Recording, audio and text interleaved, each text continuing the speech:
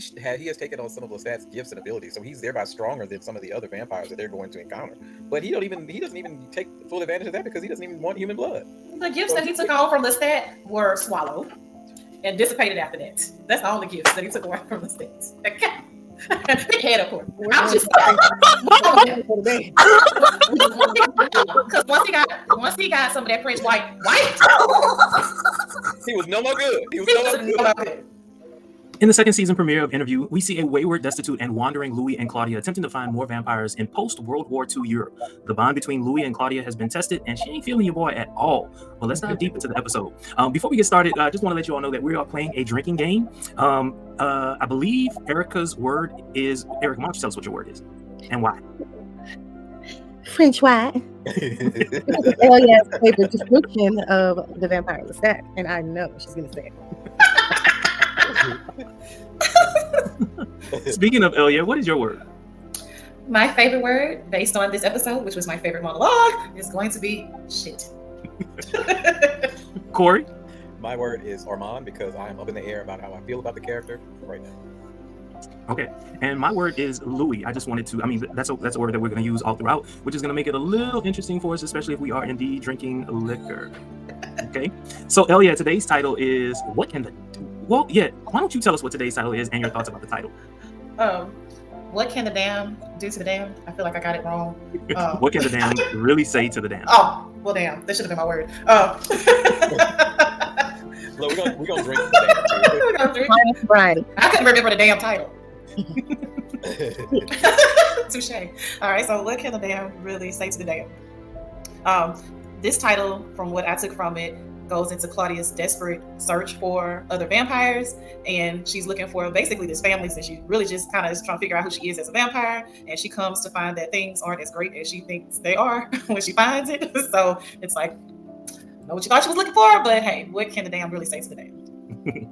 All right, so let's get started. So I noticed in the episode's intro, they showed planes flying between the city landscape. Did anyone else catch that? I did not. You didn't? Okay. Well, anyway, old school planes? I'm sorry, what'd you say? Were they old school planes?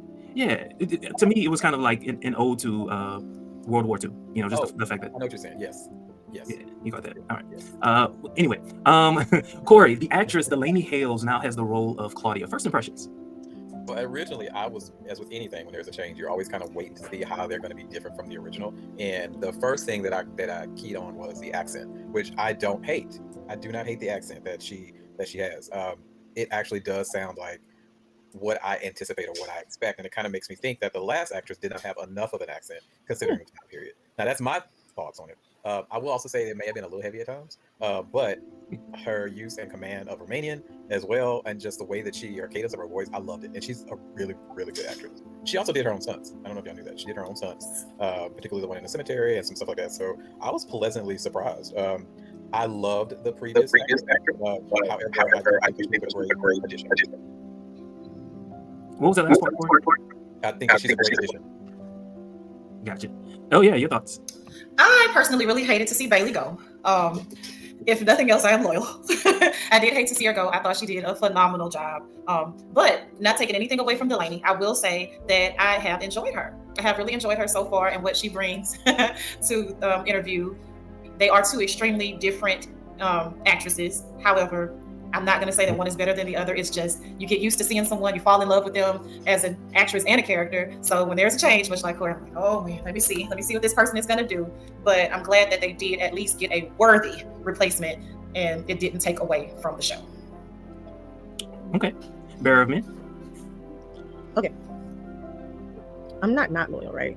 I'm not. He's ain't loyal. But I think that first Claudia had a horrible accent. She did. Or it's down south. So it was probably easier for this actress because she's British or something along, the lines of, and I feel like when they do their acting, they do a really good job of figuring out how different American accents are. So this one was better. And I will say, I did think the last one was pretty good. The last one was what? Pretty good.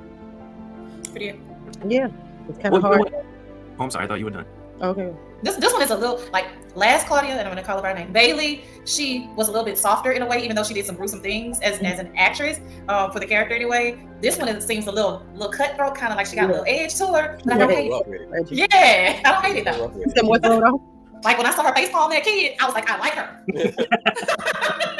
I got children. I know you be wanting to face palm. This is something I didn't think about for the role. Do you think that she is needing to be softer? Because if we think about the book, in the book, was originally played by, in the original movie, it was played by Kirsten Dunst. The character was, 10, 11? Mm-hmm. And so they've aged her up to about, 16 or 16, 18 maybe, in interviews that was adaptation? At this point, I don't remember. Yeah. So do you think that it's a bad thing that she does look a little bit more mature and she's not as soft, she's not as, I'm not going to say feminine because she is. She still looks like a little girl.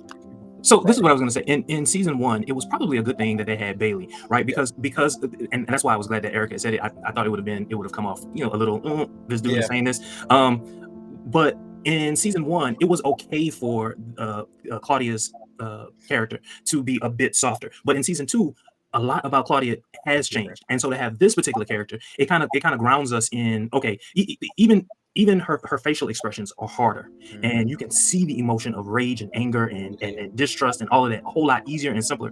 Whereas the original actress probably would have had, I'm not going to say she would have had a hard time, but it's much more believable with this particular actress, Delaney Hayles. Do you think it's because, and I hate that I'm saying this, but do you think it's because she is viewed as more commercially pretty? Not saying that the current one is not, because she is beautiful, but the new one's commercially pretty too. She is, but what? You're talking about the skin tone? Beauty. Eurocentric standards of beauty. I was just about to bring in colorism too. So do you think that there is an aspect of colorism too? And maybe this is too deep for this topic, but I mean, do we think that there's in terms of perspective, do you think that we're going to have issues with it? Not that we have issues with it, but meaning the audience, the general audience, because fanboys are a mess. Well, for me, by episode 2, I've seen episode 2. By episode 2, no, I'm into it. I'm into it. I've forgotten about the fact that it's a totally different person, and I'm glued in on her. What she's giving is something not totally different, but it's different, and that's why I said it's needed. I kind of agree with you. Hell yeah. I'm glad you went there. Because it's a fair point. But follow-up question would be, do we typically see it done in this order? Is it typically the one cast may look like a original recipe Aunt Viv and then get recast with a fair-skinned person? Listen. So have we seen it happen in this order typically? So I don't know, just a question. And look, and just to clarify, original Aunt Viv was better. I'm just gonna say that. He was. And we're also gonna say that this rendition of Claudia is better as well. So we'll see. I like that. I'm not gonna say. I am not gonna say. I like colors, and it ain't got nothing to do for me with color. It was the fullness of her lips that made her different to me. And I was like, I like the old big lip. Okay.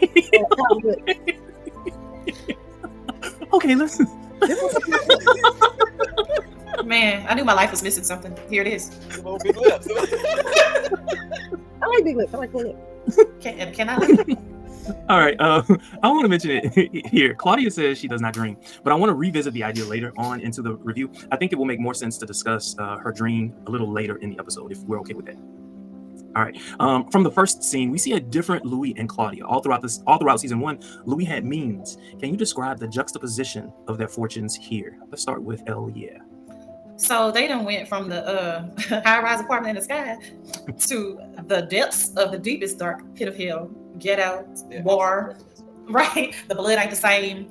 They not rocking with each other. Specifically, Claudia is not rocking with Louis because he still loves her. But so, I mean, so much has changed. They're basically just surviving at this point, as opposed to the thriving version of themselves that we saw in New Orleans. So we go from New Orleans to now we're speaking multiple languages. We're having to show papers. And Louis was that guy. There's your word, Erica. He was that guy when he was in New Orleans. You said that. And now they're just getting by. And they have to be very cunning, and more specifically, Claudia, she's so cunning. She's pretty much pulling the strings at this point. She's the puppet master. She's holding it down. She's making sure she has a story for everything, make sure they get safe passage, and making sure they eat. Claudia is definitely running the show. Court. So, and this is where I have issues with Louis, right? And it starts kind of around this time and continues through when I read the book, is the fact that I feel like he is just, I am so sick of him being tortured. I am so sick of it. I'm so tired. He's a masochist. He is a masochist. I am sick. Yeah, He that's so enjoys that pain. He wants to sit in it, revel and live in it. I am so sick of it. And Lestat is the character that I love because he embraces his brutality and all the things that we anticipate and expect. He embraces it. Louis is the complete opposite of that. Is why I love him, but also I'm so sick of him. So this first episode, we lived in Louis' misery, right? We were just in his misery, and lived in it. I don't know what Armand gonna do. Armand probably blocked the memories because he was always crying and shit. That word. And that is since you brought up Armand. And him. I don't know how I feel about him. I don't know. I'm not sure yet. Oh yeah. Oh, I'm sorry. Yeah, already went. Erica, describe the juxtaposition of their fortunes. They was living off of that good French wine and that good money. Maybe they was wealthy and rich. I bet you they appreciate that shit now, don't they? Let's say. He wasn't all that damn bad, was he, boo? When he was sending you gifts and shit. Let's say they haven't seen anything as attractive as Lestat in this episode. Nothing. I mean, it got to be like, what, 20, 30 years of in time, in difference of time? Like, because it was the 20s when the last season was in the 20s, and we're in, what, 9? Well, no. No, they said they had been in Europe 4 years searching. Okay, 4 years, okay. My time's messed up, yeah. Okay. Look at your mini-me. They see the podcast, they just jump in. 3 generations in one house. Look at it. You all look alike. All look alike. Just birth each other. Shoot. Well, I'm trying to podcast. Well, I did want to know. We all kind of sort of said it. So I was looking at the clothes that they were wearing. It's not regal. It is like just getting by. It's we found this, we're putting it on. That type of stuff. The fact that they had to sleep in the earth. That was different. And I'm so glad that Elia brought up the fact that it's now Claudia that's taking the lead. And there was even one point when she said her brother was dumb, and all he could do was just look dumb. And did. Quite a difference. All right, so stark difference. Yeah. But I think it's going to set us up for the second part of this when we get introduced to the real heart of the sword, when they're going to kind of get back into a little bit more opulence. It might be a gritty opulence, but it's going to be a little bit more opulence. So. Vampires don't like to stay broke, y'all. No, they're not gonna be broke for long. Surely not. I don't know what they've been doing in Romania, but this ain't the blood ain't the same. We don't do this across the water. It's the depression. It's this. It's weighing on me. This is original recipe vampirism. This vampirism isn't working for me. We do not do this across the water. Don't do this. There was another change that occurred. Why do you think Louis is now drinking the blood of humans? Because he's hungry. So here's the thing: when you are of means, you can choose to step down. But when you don't have nothing, and even the rats are running, then you gotta take what you can get. I mean, no deer, no wolves. No, did you see any deer? They're walking around. All they doing is walking at night. Didn't you hear him say even the blood? World War II.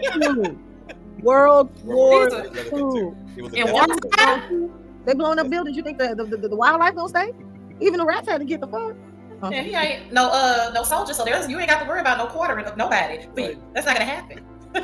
You can't be sanctimonious when you're hungry. You gotta. I don't eat bologna, but leave it alone with me when I ain't got no money. Right. Shoot, that potted meat and banana. I got a little corn, but if I ain't no corn, then I'll get that potted meat inside out. Give me a little rice with some butter and some eggs and be just as satisfied. Look like escargot to me. Right? I can make me a pack of noodles just to keep my mind right. Just in case. Me too. And me too. Get the hot sauce. All right. After Louis thanks Molloy for understanding Claudia better, this is going back to season 1. There's an exchange between Molloy and I'm trying not to say the name. I just got to say Armand. What's really at the heart of this? And since I said the name, Corey. Okay, so I think he's protected. He feels protected a little bit, maybe even overprotective, because we know at this point in time Louis is weak. So he is protective of him to an extent, but I also think that with his whole memory loss, and I think that Armand has some role in that. I think, because that was one of the first questions that I had, is I didn't recall at the end of the episode there being any sort of memory loss, and so I was wondering what that was, and so then I thought, is that one of his powers, so to speak, of being able to mind wipe? Because he's a much older vampire, right? He's ancient. That's why he's getting pissed. Why you keep looking into that? Why can't I? since you brought it up, that's exactly what happened. That was going to be one of my questions for later, but that's exactly what happened. We don't get to, I guess, in season 2, we don't get to talk about that or see it, but that's exactly what happened according to the book. Must have missed that, but yeah, and so that's another reason why I kind of look at him side eye, because he's taking a little bit of Louis' agency, right, and not allowing him to process his feelings and process the situation, and it's almost making him beholden to Armand. Louis needs a top. Louis is not a power bottom. He is just a bottom. He's not a power bottom. He is a soft bottom. That's what I'm saying. He's not that. He needs someone to lord over him. He needs that. He does. I would agree with you on that. Yes, he likes to be dominated. Control me. Listen. I mean, Armand. You said it right at first. You said it right at first. But wait. You the one you love. Wipe me clean, Armand. Wipe me clean. So this is the question. As a human, Louis was the man, right? When we first saw Louis was the man. How is it that now, as a vampire, he is, to use the word that we're using, he's now a bottom? Why? Talk about a juxtaposition. Right. Because he's damn. That shit wasn't all he thought it was gonna be. Yeah, juxtaposed from being a power top to a power bottom. Not a power bottom. Just because Lestat broke him in a sense, right? In a way, right? This is what I assert. I think Louis was probably always a quote unquote a bottom, but because he had to step up with his family, he did what he had to do. So that's why you think it was so easy for him to settle into a submissive role, so to speak. That makes sense. Yes. All right, next question goes to Corey and Erica, and of course, Elia, you can jump in. Louis imagines Lestat and goes over his remorse. To me, what's important here is whether Claudia could read his mind all those times. Was this what soured her towards Louis? If so, explain. I don't think so. I think that this was the souring towards Louis started at the end of last season with his hesitancy and everything, right? I think that ultimately it's just a build-up, right? She is tired of.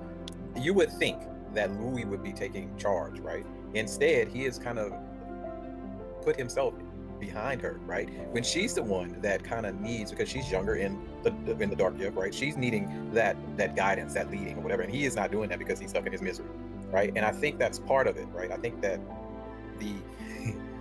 Well, I do agree with you, Corey, but I want to remind everyone that even before they left New Orleans, she was learning the language, or the languages. So in a sense, that kind of sort of made her the obvious choice to do some of the talking. But even still, like, I still get what you're saying. Erica, not Erica, Corey, were you done? Yeah. Erica? The question again?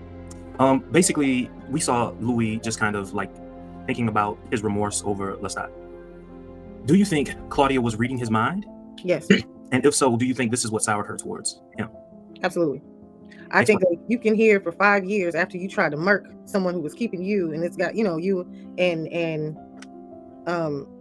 your companion down, and keeping you beholden to them and being so malicious about it. And you do basically a favor for you both. And this ungrateful simp is sitting up here crying about him for 4 to 5 years. After I took him out, I told you to burn him, and you ain't burn him. And I gotta get it. You think he was controlling that? No. He can't even control the projections he getting. Yeah, I think that's why. I'd have been tired of his ass too. Shut your ass up. He whining. He whining the whole episode. Why he should kept him alive? Put him in a suitcase and just brought him with me. I gotta hear that. I'm here. 2 years, 4 years later, you still you know what? I'm trapped in a child's body, and you got problems. Right. Yeah, God got me right when I hit puberty, and not the good part. First started getting my lady. Not the 16, 17, 18-year-old part, the grown part, where she can kind of do some things with the young part. Well, she could have got her a man. She'd have been left him alone. Hell yeah. That dream, come on. You got problems. I think Claudia is very high functioning, so I'm knowing she's absolutely reading his thoughts. And she resents him. She 100% resents him, and she shows it. She does not shy away from it, not one bit.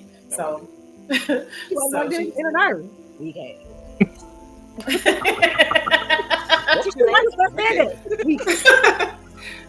I said, damn. So it has to be one word, because. Imagine her trapped in this child's body as an immortal, dragging around dead weight that's supposed to be a father figure. Imagine the emotional ramifications of that. But look, not even including the fact that he was made by Lestat, right? he has taken on some of Lestat's gifts and abilities, so he's thereby stronger than some of the other vampires that they're going to encounter. But he doesn't even take full advantage of that because he doesn't even want human blood. The gifts that he took on from Lestat were swallowed and dissipated after that. That's the only gifts that he took away from Lestat. Okay. Big head, of course. I'm just because once he got some of that French white, he was no more good. He was no more good. And I'll drink to that. Amen. When Louis is talking to the Englishman, after they trade stories about their wives, and Louis is good and drunk, the Englishman toasts "Up your bum." Because I've seen the Englishman in a show where he plays a gay man, I took that as a flirtation. After some research, I found it was a common toast, but I also wondered whether he was telling Louis he was a liar. Did anyone catch that? And if so, what were your thoughts? So initially, I thought that he was trying to come on to him, but and I'm not sure he wasn't still at this point, but I will say that I can kind of see that it was part of just a way to say F it, right? It's just a toast, right? But I did initially think that he was trying to come on to him. Erica, you were shaking your head. I was like, really? Yeah. Yeah, I'm surprised that they didn't kind of do that, and then maybe Louis killed him mistakenly or whatever, some kind of way. But I like how they ended him because I don't really like him anyway. Hell yeah. I don't know if I'm talking about the same scene. But is it the guy that was betrothed to the lady that found him? Okay, I thought he was just calling Louis out on like, hey, you're not from where you're saying you're from, or what have you. And then Louis kind of keeps moving, like, you know what, I'm gonna take your woman, and you don't, my vodka, keep moving, sort of thing. So I kind of missed the ending window. I did too. I thought he was just telling him, if this is your sister, she's in her 60s, and you don't look like it. Right. So he's talking to you, but I kind of thought that it's a combination. Like I thought it was a little bit of him coming on to him, but also him noticing, hey, there's some things that are off. And I thought that it was going to lead to him saying, I know what you are, and then being something similar, right? And hey, I want to be a part. I want to this, or let's do this, but it didn't. So. Okay. All right. Well, that kind of knocked out one of my questions. Since you brought it up, Corey. But Elia, did you respond? I don't know if you responded. I did. Okay. So Claudia encounters the changed vampire. I'm calling him a changed vampire because I don't remember what they called him in the show. The Revenant. There you go. So Claudia encounters the Revenant vampire, but he doesn't seem interested in her at all. He merely pushes her away. Later, an excited Claudia tells he who shall not be named of what she found. But he claims that's not evidence. Claudia's response was, "Oh, if he ain't taking you ballroom dancing and calling you pretty, hell with him." Is Claudia jealous or resentful? She's resentful. She's resentful. She's sick of him. She's sick of it. That's been a thing. It's weak ass. Oh, he giving you pretty things. Oh, because you're not levitating with your first wife, you don't want to be bothered. Right. Look, because he's not blowing your back out. You don't care. They might as well make her finger like this as she said. Because that's what she really meant, and they should just let her say that. She should let her been a little crass. She speaks with such conviction. She does. I love it. She too. tear your soul out. She reminds me of people I know. So Louis now remembers Claudia was dreaming. Why did Claudia lie? And how did Louis forget? So those are two questions. Why did Claudia lie? And how did Louis forget? We're going to start with Elia first. I'm not entirely certain why Claudia would lie other than to further torture Louis. About her not dreaming. So, especially since he made her, kind of sort of. But I don't know why, other than that reason, would she torture him?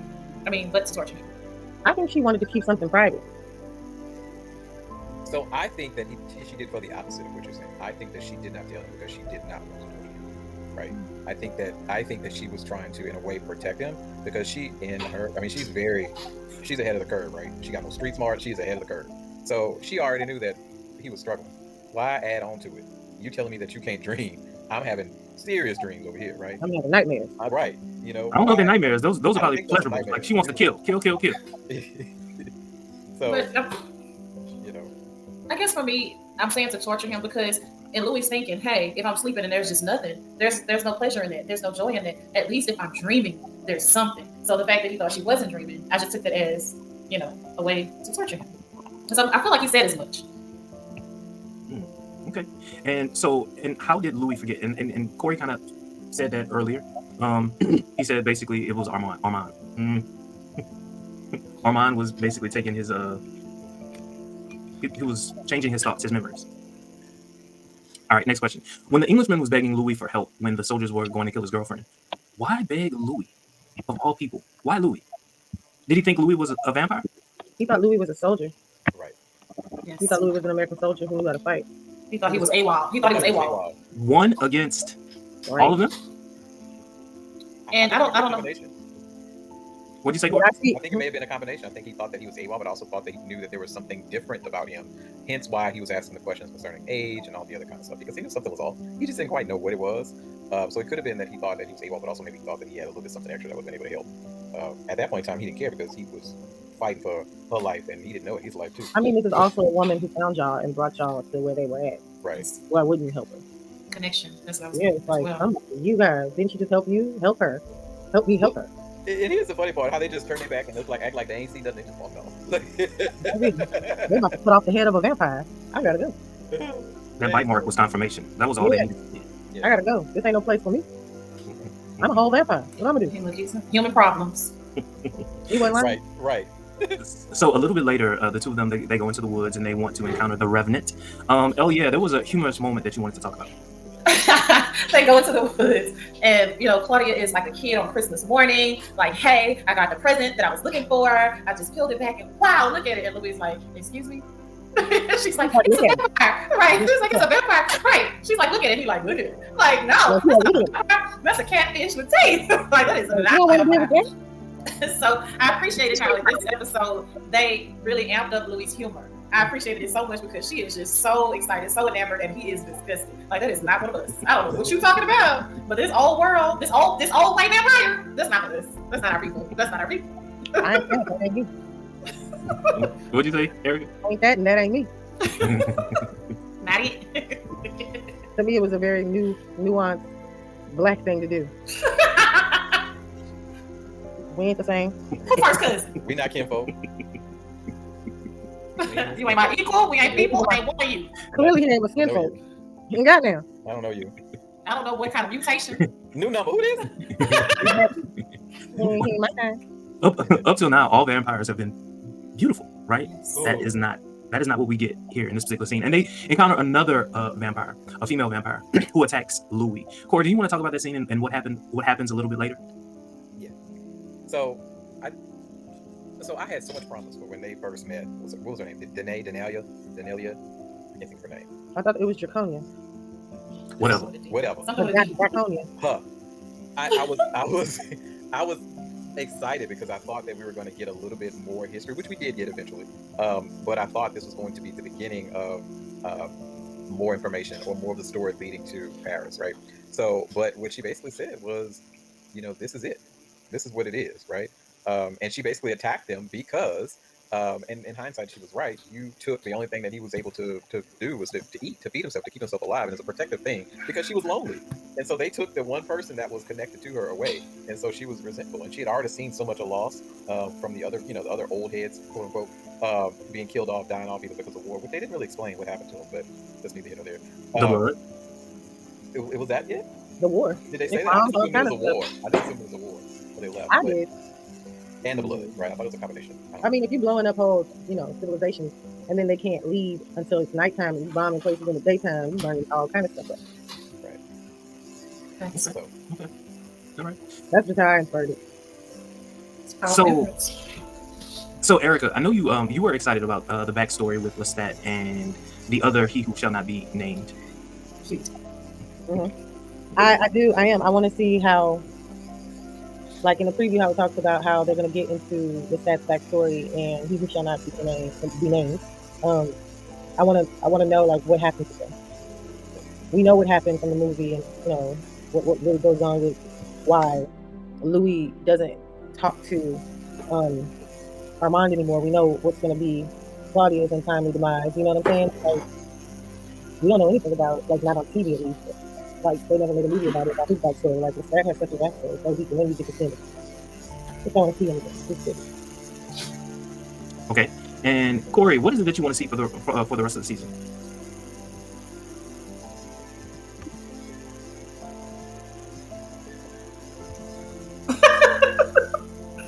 Talk like it. What are you doing? You can talk now. Talk. Okay, there we go. So I want to see more about the relationship with you again. The relationship between the two. I want to see how Armand, how he got control of the league, right, and how he kind of started to be able to manipulate him? What did he do that allowed him to kind of come in and be that one to kind of bring them to where they are now, right? I also am looking forward to seeing the emergence of he who will not be named, because really, Interview with the Vampire is the main character. Everything in the series kind of revolves around everyone's relationship with the Brat Prince or Lestat, right? And what happens as a result of that, right?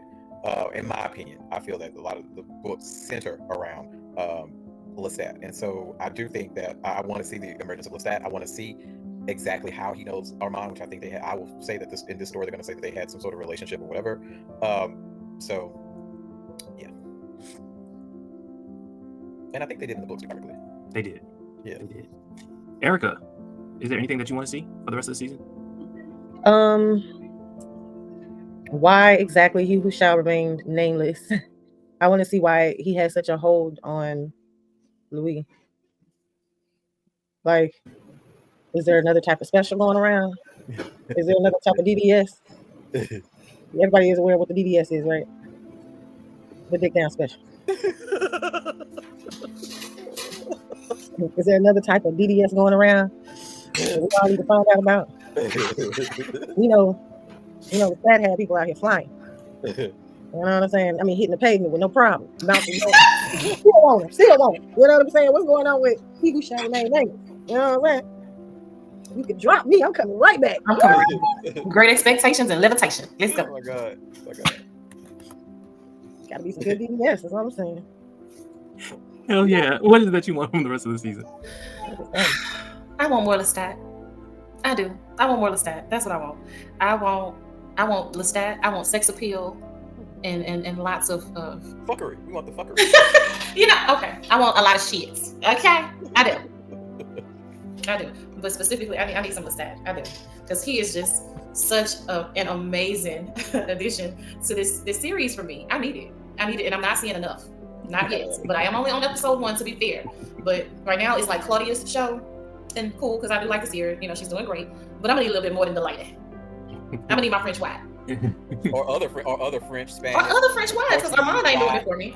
He pretty. I want to see the other old vampires, the other ancient vampires, because we know in Interview you do get some sort of introduction to the other vampires that are a part of this world, and so I'm kind of looking to kind of see more of those that have more of a presence as you get on into the story. But be careful about your request for ancients, because we got an ancient. I don't like him though. We got an ancient that was. I don't want to root for him. That was real primitive. So one thing that is happening that I'm noticing with this season is they are merging some books. They are taking Lestat's story and they're merging it with Louis' story. So we're going to see more of Lestat, and it might be, this is just me assuming a whole lot, it might be a situation where we have a whole episode where it's just Lestat and it has absolutely nothing to do with the other he who shall not be named. And so we're going to get some of what you're looking for, Corey, and hopefully we get into the Almond Faces story as well, because that is going to explain some other things, especially as it relates to what's happening right now. So in the vampire world as a whole, like we need that infusion of the other pieces of this puzzle. We don't have that yet. We didn't get it in the first season because they were new. Now we need to kind of start to see some of that, especially if they're going to merge this story with that other story that we don't want to talk about right now. And according to the books, Almond Face guy is about him. He is about him. There's no mistake about this. There's no mistake about it. They specifically said, this is what's happening. Yeah. This is what's happening. Yeah. And the Almond Face guy uses it quite nicely. So you got two bottom boys together. Get the DDS. Get the DDS. We got one top in the whole story. It's a mess. Woo! I also am curious if they're going to make Molloy, if they're going to actually make him a vampire, because in the books, his character is turned into a vampire, I believe. You referring to Molloy? Yeah, I think his character is turned into a vampire. And I think his name was David. I don't think it was Molloy. It was David, I believe. Oh, Daniel. Daniel, I think was David in the book. If I'm not confusing it. No, I don't remember it. So very end of the episode. Oh yeah. I don't know how you're gonna talk about this. Talk about this. Honestly, it goes back into one, appreciating how much more humorous they made Louis, although he was very serious in that scene, because again, throughout the episode, we see that Claudia is very, very displeased with Louis as a maker, as a person, as a friend, brother, father, all those things. She's just not feeling him. So he just decides on his way to Paris with her, he's going to let her know, hey, I got some good news for you, or some soft words or hard words and then some soft words. However, I love how they phrase that. And he like, look, this life ain't shit. It was never shit. It ain't gonna be shit. So basically, cut this shit out. That's what he tells her, and the way he frames it is so funny, you know. But then he comes back and he's serious. He's like, hey, regardless, I know you're in pursuit of all these other vampires, but you are enough for me. So if we never found another vampire, Claudia, you're enough. And I think that is going to earn him some amount of respect. Like, you don't have to say anything back in this moment, but let me paint it for you this way. And so I appreciated that. It was humorous, but it was also endearing. So I'm glad that they did it. And I'm glad that they did it at the end of the episode, because I was like, oh God, I needed something. Okay. Any closing thoughts? Any closing thoughts about this particular episode that we didn't have a chance to talk about with the questions? I think that this is turning into a really good season. I'm curious to see if all the questions and stuff that we posed are answered. But you know, this is a great series, and so we will see. Hell yeah. I'm just glad they didn't Mayfair me, even though this episode was. I was so good. The entire recording, I said nothing. Lies. But here we at the end. So, as I was saying, they will merge the two at some point, though. They got to. But they didn't Mayfair me, even though it was slow. And I do feel like we could have done without some of it. I did not hate it, you know. So I appreciated that. So going forward, please continue to not Mayfair us with our favorite show, and continue to bring it with the acting and the gore, and hopefully they beef up the sex and sex appeal a little bit. And yeah, Elia's happy. Okay. Bearer of Men.